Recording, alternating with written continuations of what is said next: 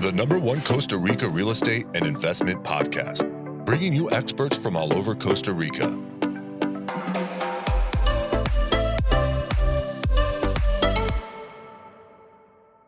Good afternoon, guys, and welcome to episode 218 of Costa Rica Real Estate and Investments with me, your host, Richard Bexon. Today, we're going to be talking with Carmen Jimenez Blanco. Carmen actually lives out in Nosara. As you'll see here on the podcast, lives in a beautiful house at the top of the canopy where the monkeys kind of run through. So very idyllic. But she's a real estate specialist for Wunderlust Sotheby's International Group in Nosara. I don't know why we seem to be getting quite a few people from Nosara here at the moment, but always great to talk about Nosara because it really is kind of like a very hotspot for investment and also development, and also the beach towns kind of around it are starting to develop as well. If anyone's been there, you can clearly understand why. It's a cool place in Costa Rica to go that's very crunchy. I've been told to stop using the word hippie and you move towards the word crunchy. So I'll be using that word. But anyway, we're going to be talking to Carmen about Nosara, kind of what's going on, a little bit about gentrification as well. It kind of keeps coming up. We've had quite a few of the comments on the YouTube channel over that. So I thought that I'd continue to talk about that and just get an idea of like what's going on in the area and what's developing and where she would also invest here in Costa Rica as well. Well, remember, guys, if you're looking to do anything here in Costa Rica, we advise people looking to invest, buy real estate, build. I think we have about 30 different projects here in Costa Rica. We're also about to kick off another fractional ownership project as well. So if anyone's interested in knowing more about any of the investment vehicles that we have available, you can feel free to email us info@investingcostarica.com. That's info@investingcostarica.com. But let's get straight into the podcast. Good afternoon, Carmen. How are you doing?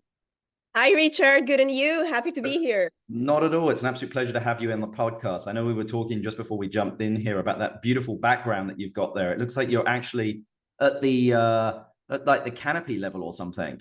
Exactly. Yeah. From the balcony, from the level of the house, I can see the monkeys on the trees. Wow. Yeah. Wow. It's beautiful. Very unique. Very unique. Yeah. Yeah. Well, Carmen, again, as I said, very much appreciate you joining us here on the podcast. I mean, the first question I like to ask is, there's been a lot of volatility in Western markets at the moment. I'm always interested to see how that impacts definitely real estate in areas in Costa Rica, and you're in Nosara, but I mean, how would you say that, this year has kind of played out compared to previous years? And also, where do you think it's going, Carmen? Okay. My answer to that is it's gaining momentum. We have to go back to what happened in 21. Yep. First, we had a pandemic, right? The last pandemic, similar pandemic, was 100 years ago. So that's not something that happens every day. So after the pandemic, there was like this big question mark for everybody because we didn't know what people's reaction was going to be. We didn't know if people were just not going to travel and stay at home and save all their money and just stay in their hometown. But it was quite the opposite. People around the world started thinking, okay, what do I want for myself? Where can I go to have a quality lifestyle? What makes me happy? So that's what caused that famous tsunami right after the pandemic, right? But that tsunami can't last forever. So right now, the market recovered like a regular pace, but it's growing. Like there's so many things coming for Nosara for different types of people, whether the different type of things that you're looking for. And right now, I think in the American market, well, from the United States, there's normally a pause before elections, right? Everybody's like kind of waiting. But after the elections, people continue with their life, continue with their decisions. And I'm definitely very excited for what's coming in the next months. Yeah. So, basically it sounds like here, post-pandemic crazy as we saw, we've seen a bit of somewhat of a, I would say, correction or slowdown stability kind of this year. But like I suppose, thesis is that post-election, you think it's going to kind of pick up again? Yes, well, like I said, not the tsunami. Of course, after pandemic, right? Well, we don't know. It's good if it's like that as well. But I follow all these Costa Rica chats in social media, and everybody wants to Costa Rica. A lot of people want to move here. people want to continue like looking for a happy place. We are in one of those blue zones of the world, only 5 blue zones in the world, and Nicoya, where Nosara is, for example, the peninsula is in one of those blue zones. So people are going to continue to look for that quality lifestyle. And that's why we will still be growing. Carmen, I mean, when people come to Nosara, it's very expensive. Like, it's not the cheapest place to be in Costa Rica. If you want to affordably live in Nosara or around it, I mean, how does that happen? Like, what are you looking for? Which areas would you be looking to live in? And also how would you do it affordably? Mm-hmm. Well, again, as in any other country in the world, if you look for something closer to the ocean, then obviously it's going to be more expensive. Yep. In Nosara, the areas around it have grown based on all these needs that are coming up. So you have on one side of Nosara, you have Delicias, Garza, Esperanza, which are were normal local communities that now have been growing. And people like it because there you're still able to get big pieces of land for a lower value than you would in Nosara. And also on the other side, you still have Ocional, San Juanillo, Marbella, which will also continue to grow. Actually, they're working right now on the bridge that communicates this area with Ocional. And normally there was always problems for people to go from one side to the other in rainy season because of the river. So once that is ready, the properties on that side will gain more value because people are able to come if they want to come at 7 at night and any day, and they want to cross over to Nosara and go to a restaurant, get groceries, and go back. So we will continue growing, and people can choose either to live in Nosara or in these upcoming areas. However, in Nosara, there's something for everyone. You just have to, I would say, like, look under the rock, right? When someone comes with a budget and then you're like, oh, okay, well, let me see what I can do. But then you have to ask around. There are even like for rentals for people that come here for the first time, there's some local chats and people can ask for more affordable rentals. So there are ways. You just have to invest more time. I mean, if someone's coming and looking for like a 2-bedroom place in that area, I mean, how much are they going to be looking at? Because I use the word affordable, but like affordable for some people is 100,000, and other people it's 500,000. I mean, just to give listeners an idea here, I mean, how much would something affordable, I'm going to use that word again, be, would you say, around, the Nosara area? To purchase, there are some options still like in the 500-600. Okay. And then once you get further out, that like once you move to Delicias, etc., or up, the prices start to drop a little bit. It depends what you're looking for. Right now, that area is growing, so we'll have more offer in the next couple of years. Okay. I mean, what is it that, I mean, a lot of people listening here have probably, some of them have been to Nosara, some of them have not. I mean, how would you describe Nosara? Nosara is, I say, it's like a little piece of paradise. Let me tell you, well, that's one of the reasons that I'm here. And I would like all Costa Rican beaches to be the same. In Nosara, you don't have beachfront construction because Nosara, Pelada, and Ocional are part of that national refuge, right? So you can't have that beachfront construction. And there are more than 200 hectares of protected area, right? So you have a lot of green. You have a lot of green in front of the ocean and in your surroundings. And that's what makes Nosara special for me. And also people that move here are into that. It's more a sustainable living, right? And but that's the thing about Costa Rica. Costa Rica is such a small country. In 8 hours, you can cross from one side of the country to the other side, right? So there's really something for everyone. If you say, oh, Carmen, I'm such a party person and I want to go out every night, and then Nosara is not for you. And if you say, okay, I want high rises, then Nosara is not for you. But that's the good thing in life in general, right?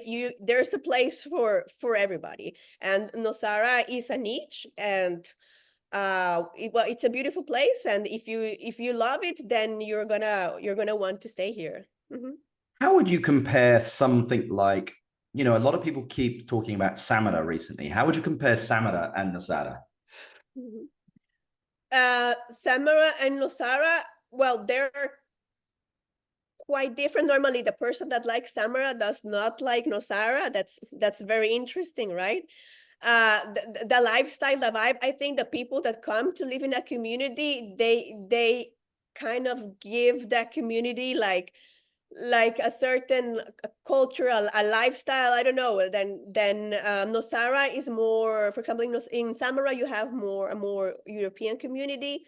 Yep. And Nosara more community from the United States, and the bigger percentage.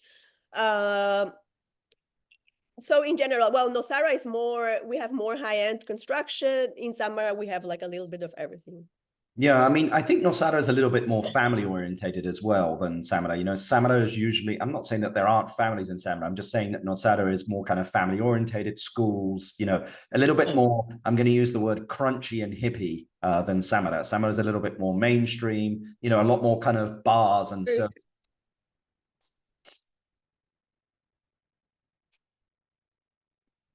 No worries. I think we're both, I was sneezing there and now you're coughing. So yeah. Sorry, apologize that. No worries.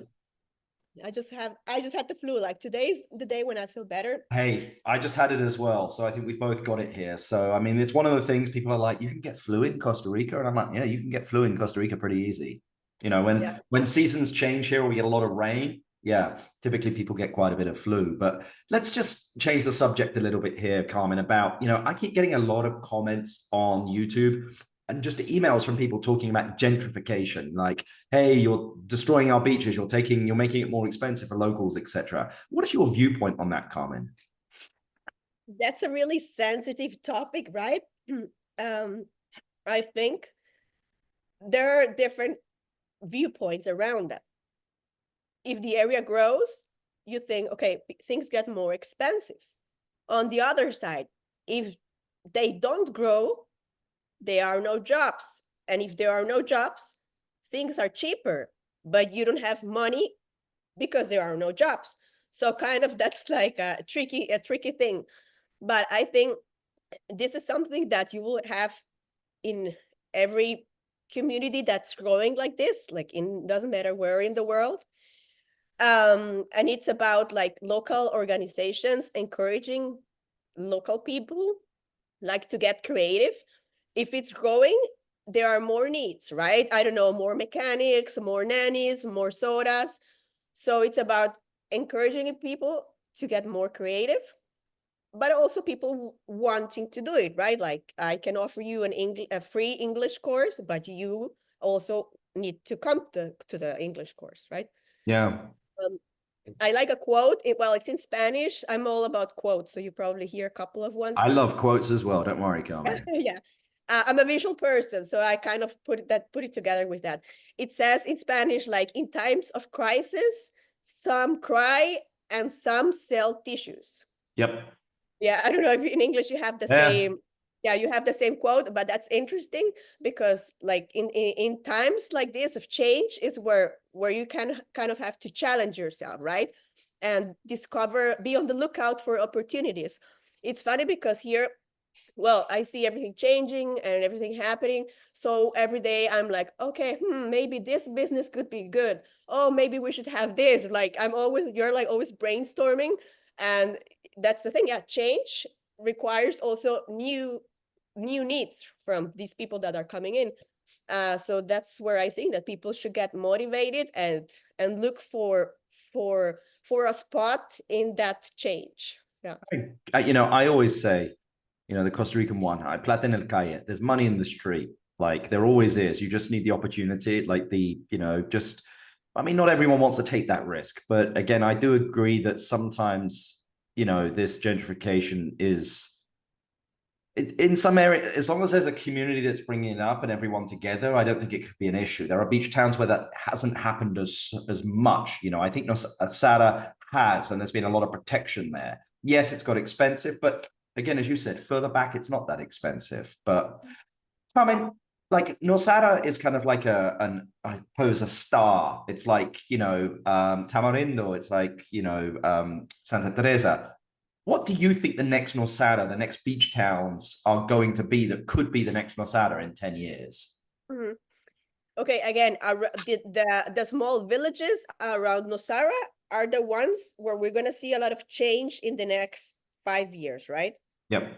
But for example, a beach town like Marbella, which is about an hour from Nosara, there we're starting to see some developments. So that's another area that will start growing. When you see more residential, then again people start doing commercial things, and so that's how it works. Right now we have Nosara and the surroundings of Nosara, like the immediate towns. So that's definitely growing in the next couple of years. You're going to see a big changes. But for example, Marbella is one of those communities that would be, that's one of those upcoming communities, and they have a beautiful beach. It's also good for surfing, and it's a beautiful location. And you're in between. It's also good because you're in between Nosara and Tamarindo, so you kind of can go between both towns. As a Costa Rican, Carmen, if you could change one thing about Costa Rica, what would it be? Only one. Well, let me tell you, I grew up in Austria. My stepfather was from Austria. So sometimes I like things to happen that where they're supposed to be. So sometimes I'm like, oh yeah, but they said that's the way it's supposed to be. They said they were coming, or they said they weren't doing that. And then they tell me, yeah, Carmen, but you're in Costa Rica, right? Sometimes things don't work like that. Remember, and I'm about that. So that's something I would definitely like to change, or well, in each of us, right? But that kind of thing. Sometimes with workers that they're supposed to show up and then they don't show up. Things like that. Yeah. Yeah, I'm sure it could be very frustrating. I mean, I'm always in two minds when looking to improve stuff. I was speaking to someone the other day who's an investor here and developer, and he was like, wow, I just wish it was a lot easier, et cetera, et cetera. And I was like, if it was so much easier, there would be rampant development here. But I think we'd also lose that relaxed Pura Vida atmosphere as well, because the moment that we move away from that a little bit, we might lose some of that shine that, makes Costa Rica very, people are like, they're happy, they're relaxed. I'm like, yeah. And that travels through all walks of life, if that makes sense, from business to their personal life. Yeah. Yeah, that's right. Yeah, that's an interesting way to see it. It's part of the culture. And that's also a thing. When you move to another country, you have to embrace everything, right? Embrace whatever that brings. So it's not only, oh, I'm moving and everything is going to be perfect. It's a different culture, different type of procedures. So be patient and enjoy the process, enjoy the ride, like they say. So you have to make it part of it. And yeah, but as you said, it's kind of part of the culture. And yeah.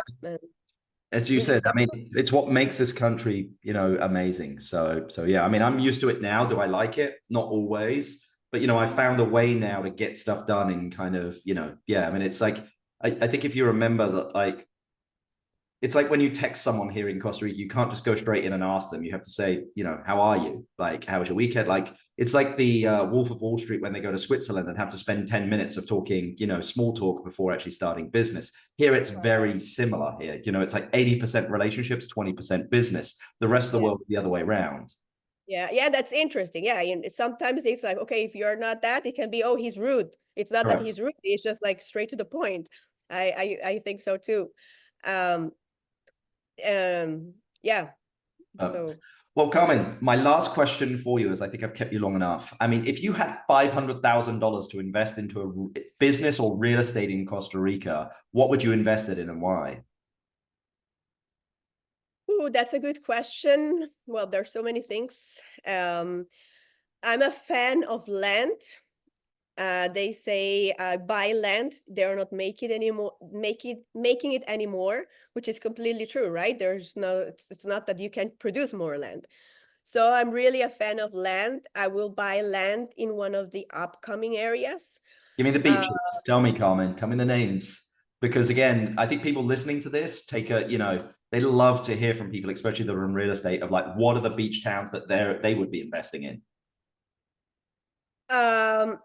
Well, if I want to be close to the ocean, well, for example, here in the Delicias Esperanza area, we have there some lots, actually, bigger lots, and they're good because you can divide them.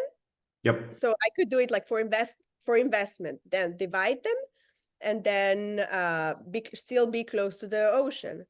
And on the other side, for example, as I was telling you, if I get an opportunity close to the ocean, San Juanillo, Ostional, Marbella, then it's also a good opportunity because everything that's close to the ocean, it's like a safe investment, right?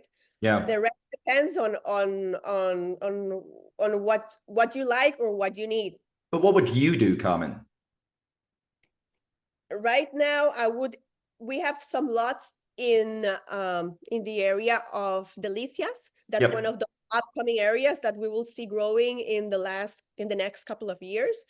We have some 5,000 square meter lots. I like big land, so I would buy that because I know it's close to the ocean, still affordable, and it's an area that's growing. We have a lot of commercial coming to Nosara, to these growing areas.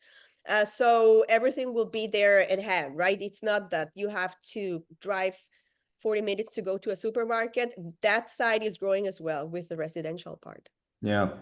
Well, Carmen, this has been absolutely great. I very much appreciate your time for joining us on the podcast. I'll put all of your contact details down in the description, but very much appreciate you taking the time to chat with us.